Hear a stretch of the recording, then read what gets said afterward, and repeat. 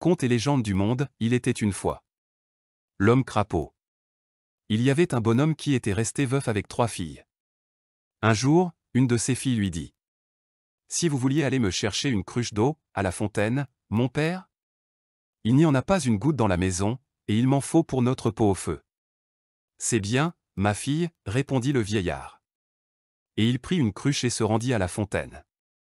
Au moment où il était penché sur l'eau, emplissant sa cruche, un crapaud lui sauta à la figure et s'y colla si bien que tous ses efforts pour l'arracher demeurèrent inutiles. « Tu ne pourras m'arracher d'ici, lui dit le crapaud, que quand tu m'auras promis de me donner une de tes filles en mariage. » Il laissa sa cruche auprès de la fontaine, et courut à la maison. « Ô Dieu! Que vous est-il donc arrivé, père ?» s'écrièrent ses 3 filles, en voyant dans quel état il se trouvait. « Hélas! Mes pauvres enfants, cet animal m'a sauté à la figure, au moment où je puisais de l'eau à la fontaine, et il dit à présent qu'il ne s'en ira, que si l'une de vous consent à le prendre pour mari. » « Grand Dieu! Que dites-vous là, mon père ?» répondit sa fille aînée, « prendre un crapaud pour mari. Il fait horreur à voir. » Et elle détourna la tête, sortit de la maison. La seconde fit comme elle. « Eh bien, mon pauvre père, dit alors la plus jeune, moi je consens à le prendre pour mari, car mon cœur ne pourrait que souffrir de vous voir rester dans cet état. » Aussitôt le crapaud tomba à terre. On fixa le mariage au lendemain. Quand la fiancée entra dans l'église, accompagnée de son crapaud, le curé fut bien étonné, et il dit qu'il ne marierait jamais une chrétienne à un crapaud. Pourtant, il finit par les unir, quand le père de la fiancée lui eut tout raconté, et promit beaucoup d'argent. Alors, le crapaud emmena sa femme dans son château, car il avait un beau château. Quand l'heure fut venue de se coucher, il la conduisit à sa chambre, et là, il quitta sa peau de crapaud et se montra sous l'apparence d'un jeune et beau prince. Pendant que le soleil était sur l'horizon, il était crapaud, et la nuit, il était prince. Les 2 sœurs de la jeune mariée venaient quelquefois lui faire visite, et elles étaient bien étonnées de la trouver si gaie, elles chantaient et riaient continuellement. « Il y a quelque chose là-dessous, » se disait-elle, « il faut la surveiller pour voir. » Une nuit, elles vinrent, tout doucement, regarder par le trou de la serrure, et elles furent étonnées de voir un prince jeune et beau, au lieu d'un crapaud. « Tiens! Tiens! Le beau prince! Si j'avais su !» disait-elle alors. Et elles entendirent le prince dire ces paroles à sa femme. « Demain, je dois aller en voyage, et je laisserai à la maison ma peau de crapaud. Veillez bien qu'il ne lui arrive pas de mal, car j'ai encore 1 an et 1 jour à rester sous cette forme. » « C'est bien. » se dirent les 2 sœurs, qui écoutaient à la porte. Le lendemain matin, le prince partit, comme il l'avait annoncé, et ses 2 belles sœurs vinrent faire visite à sa femme. « Dieu, les belles choses que tu as! Comme tu dois être heureuse avec ton crapaud !» lui disait-elle.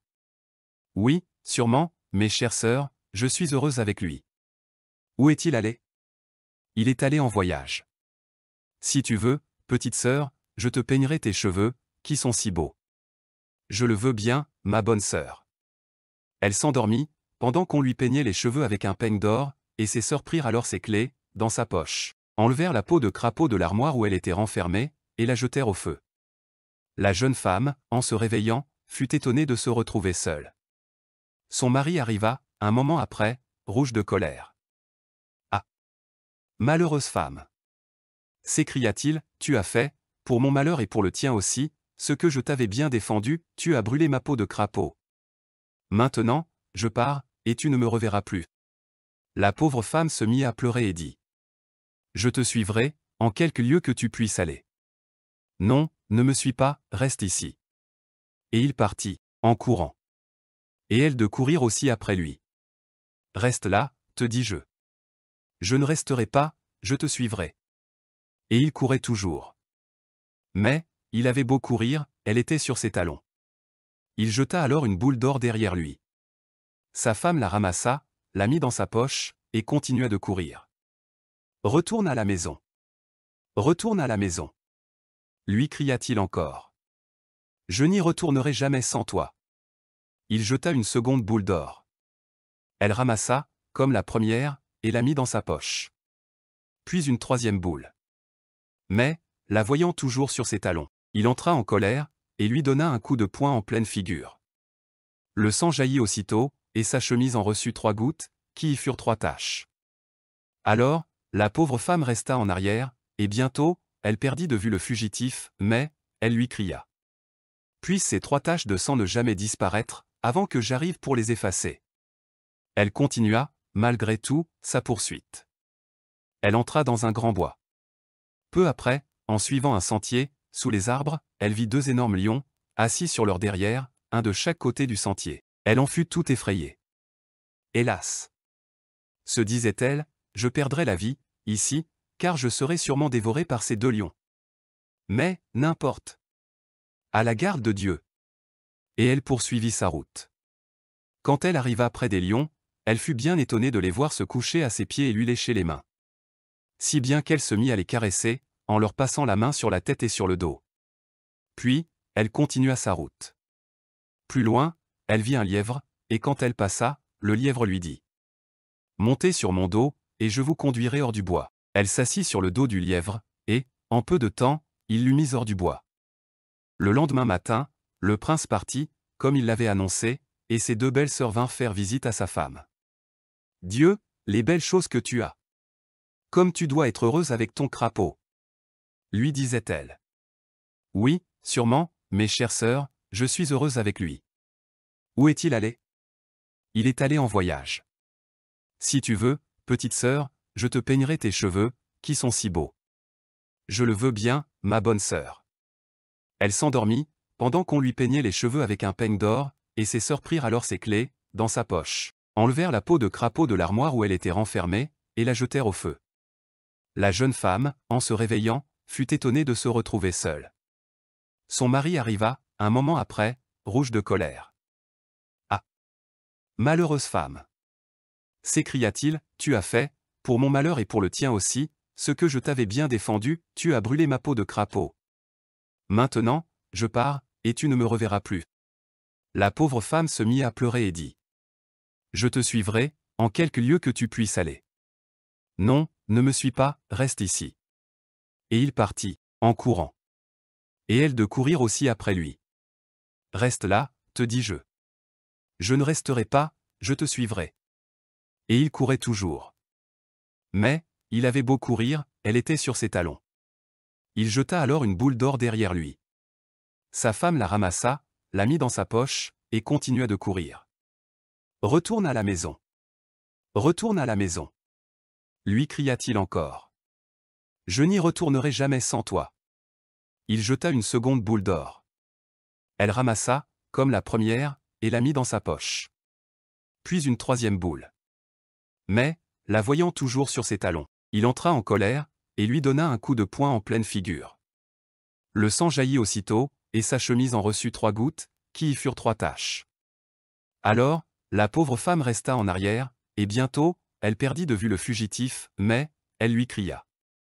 Puissent ces 3 taches de sang ne jamais disparaître, avant que j'arrive pour les effacer. Elle continua, malgré tout, sa poursuite.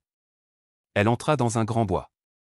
Peu après, en suivant un sentier, sous les arbres, elle vit 2 énormes lions, assis sur leur derrière, un de chaque côté du sentier. Elle en fut tout effrayée. Hélas! Se disait-elle, je perdrai la vie, ici, car je serai sûrement dévorée par ces 2 lions. Mais, n'importe. À la garde de Dieu. Et elle poursuivit sa route. Quand elle arriva près des lions, elle fut bien étonnée de les voir se coucher à ses pieds et lui lécher les mains. Si bien qu'elle se mit à les caresser, en leur passant la main sur la tête et sur le dos. Puis, elle continua sa route. Plus loin, elle vit un lièvre, et quand elle passa, le lièvre lui dit « Montez sur mon dos, et je vous conduirai hors du bois. » Elle s'assit sur le dos du lièvre, et, en peu de temps, il l'eut mise hors du bois. Voyez donc. Mais, n'importe, il faut que j'aie une de ces boules, coûte que coûte, je mettrai un narcotique dans le vin de mon mari, pendant le souper, et il ne saura rien. Allez lui dire que j'accepte la condition, et apportez-moi une boule d'or. En se levant de table, le soir, le seigneur fut pris d'un besoin si impérieux de dormir, qu'il lui fallut aller se mettre au lit aussitôt. Peu après, on introduisit la bergère dans sa chambre. Mais, elle avait beau l'appeler des noms les plus tendres, l'embrasser, le secouer fortement, rien ne pouvait le réveiller. « Hélas !» s'écriait alors la pauvre femme, en pleurant, « j'aurais donc perdu toute ma peine ? Après avoir tant souffert. Je t'avais cependant épousé, quand tu étais crapaud, et que personne ne voulait de toi. Et pendant 2 longues années, par la chaleur, par le froid le plus cruel, sous la pluie, la neige, au milieu de la tempête, je t'ai cherché partout, sans perdre courage, et maintenant, que je t'ai retrouvé, tu ne m'écoutes pas, tu dors comme un rocher. Ah! Suis-je assez malheureuse? Et elle pleurait et sanglotait, mais hélas! Il ne l'entendait pas. Le lendemain matin, elle se rendit encore dans le bois, avec ses brebis, triste et pensive. Dans l'après-midi, la princesse vint, comme la veille, se promener avec sa suivante. La bergère, en la voyant venir, se mit à jouer avec les 2 boules d'or qui lui restaient. La princesse désira avoir une seconde boule, pour faire la paire et elle dit encore à sa suivante. Allez m'acheter une seconde boule d'or de la bergère. La suivante obéit, et, pour abréger, le marché fut conclu au même prix que la veille, passer une seconde nuit avec le maître du château, dans sa chambre. Le maître, à qui la princesse versa encore un narcotique dans son vin, pendant le souper, alla, comme la veille, se coucher, au sortir de table, et dormit comme une roche.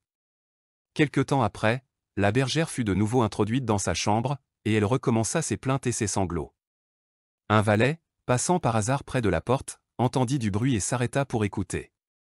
Il fut bien étonné de tout ce qu'il entendit, et, le lendemain matin, il se rendit auprès de son maître et lui dit. « Mon maître, il se passe dans ce château des choses que vous ignorez et qu'il vous importe de connaître. » « Quoi donc ? » ?»« Parlez, vite. » Une pauvre femme, paraissant bien malheureuse et bien affligée, est arrivée au château depuis quelques jours, et par pitié, on l'a gardée pour remplacer la bergère, qui venait de partir.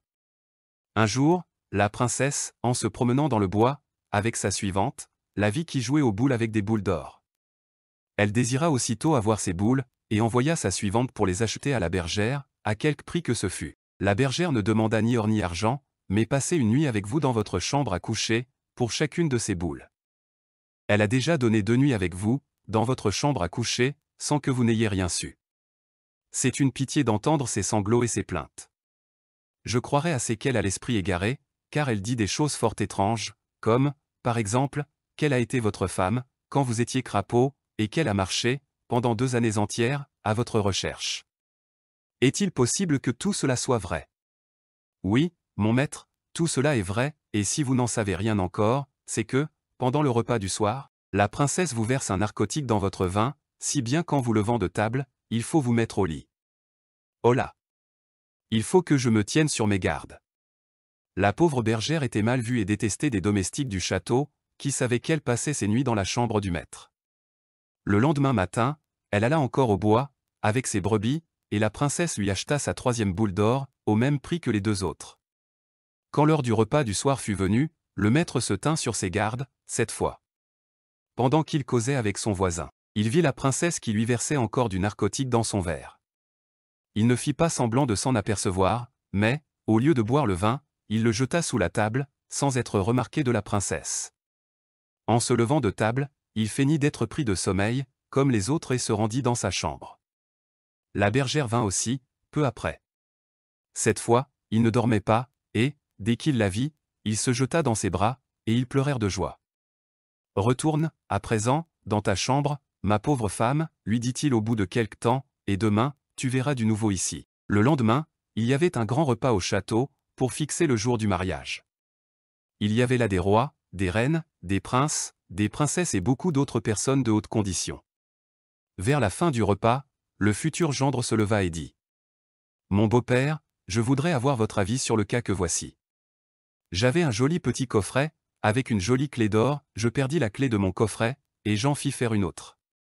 Mais, voilà que, peu de temps après, je retrouvai ma première clé, de sorte que j'en ai, à présent, 2 au lieu d'1. De laquelle pensez-vous, beau-père, que je dois faire usage? » Respect toujours à la vieillesse, répondit le futur beau-père. Alors, le prince entra dans un cabinet, à côté, et en revint aussitôt, en tenant par la main la bergère, habillée simplement, mais proprement, et dit. « Eh bien, voici ma première clé, c'est-à-dire ma première femme, que j'ai retrouvée, c'est ma femme, je l'aime toujours, et je n'en aurai jamais d'autre. » Et ils retournèrent alors dans leur pays, où ils vécurent heureux ensemble, jusqu'à la fin de leurs jours. Là où j'ai pris ce conte, je le remets. Le conte est fini, celui qui respire le premier ira au paradis. Abonnez-vous et laissez-nous un commentaire et un like si vous avez aimé. À très bientôt pour un nouveau conte sur ma chaîne YouTube, Contes et légendes du monde. Par Maître Berthet, le Maharaja.